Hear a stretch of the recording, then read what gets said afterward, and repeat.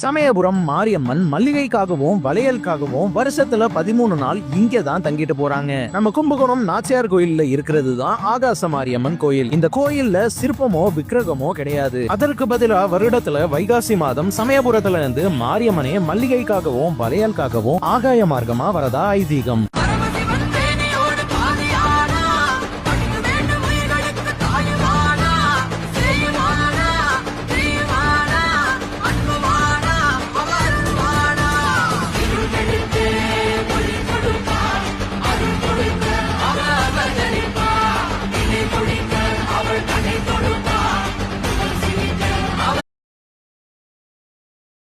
காணாமல் பெண் நெஞ்சு தடுமாறுதே, விதை இல்லாமல் வேறில்லை. ನಳಿನಮೋಹ ಶ್ಯಾಮಳ ರಂಗ ದೀಂ ದೀಂ ಕೃದಿನ್ನ ನಟನ ಭಾವ ಶಿಲೆಯಲಿಂಗ ದೀಂ ದೀಂ ದೀಂ